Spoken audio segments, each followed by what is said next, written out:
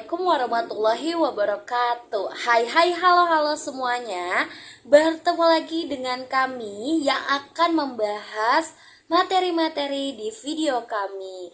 Sebelum kami membahas materi-materi tersebut, apa sih yang ingin dibahas? Oke, kita akan membahas laporan arus kas. Baik, kita lanjut ke video materinya.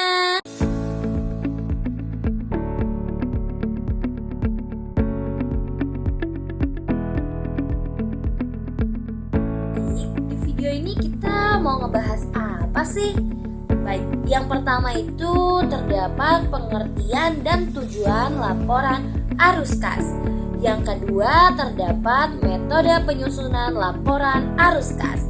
Yang ketiga yaitu ada komponen utama laporan arus kas. Yang keempat yaitu ada contoh bentuk laporan arus kas.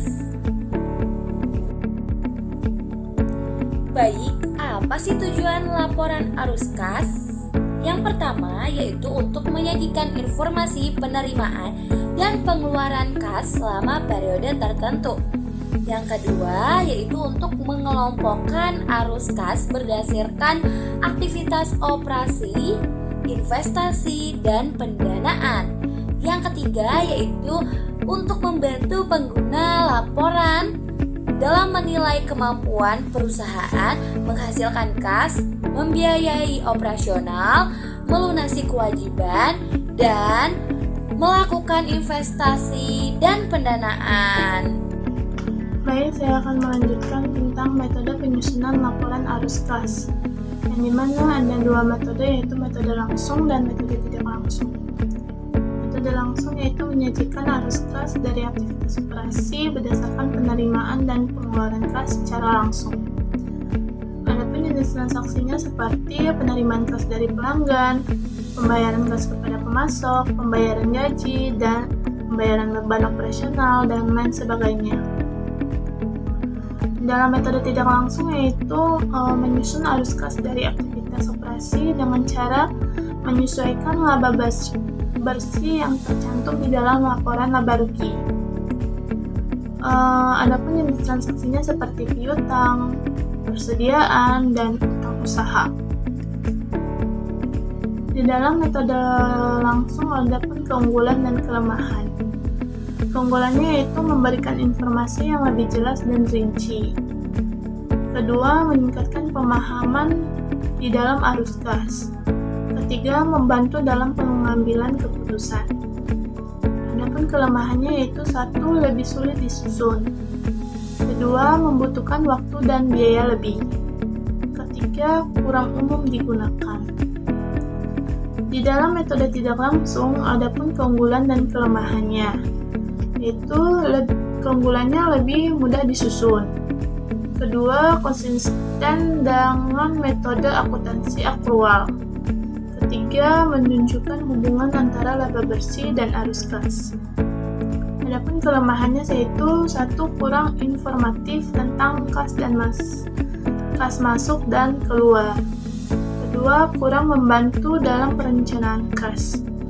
Ketiga, membingungkan bagi pengguna non-akuntansi. Lalu di sini ada komponen utama laporan arus kas. Yang pertama ada aktivitas operasi.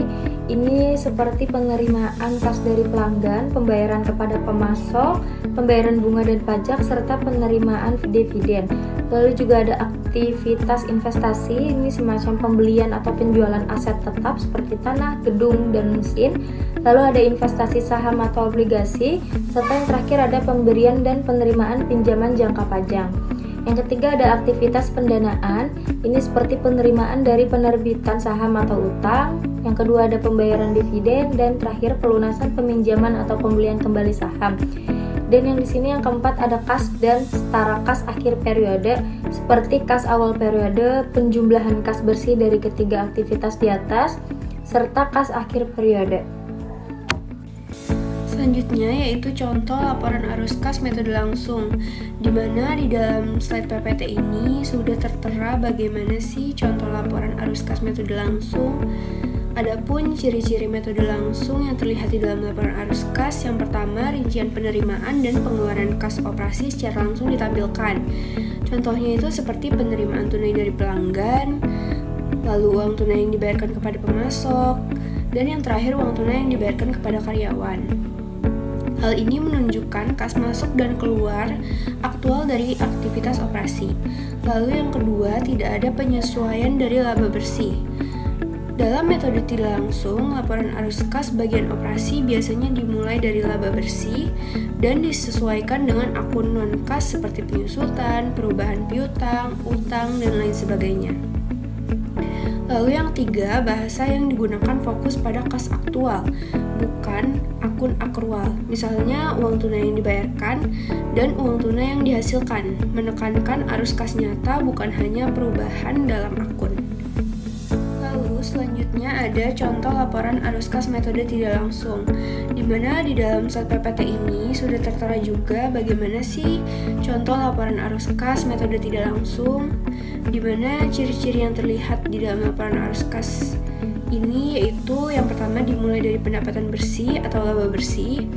Pada bagian aktivitas operasi, laporan ini diawali dengan pendapatan bersih. Lalu setelah itu dilakukan penyesuaian. Hal ini merupakan ciri khas metode tidak langsung karena pendekatannya dimulai dari laba bersih kemudian disesuaikan untuk menentukan arus kas operasi. Lalu yang kedua, adanya penyesuaian terhadap unsur non-kas seperti beban depresiasi kendaraan, beban depresiasi gedung, beban amortisasi paten. Lalu ada juga keuntungan dari penjualan aset tetap seperti perlengkapan dan tanah yang dikurangkan. Penyesuaian ini menunjukkan bahwa metode tidak langsung mengoreksi laba bersih dengan elemen-elemen yang tidak mempengaruhi kas secara langsung.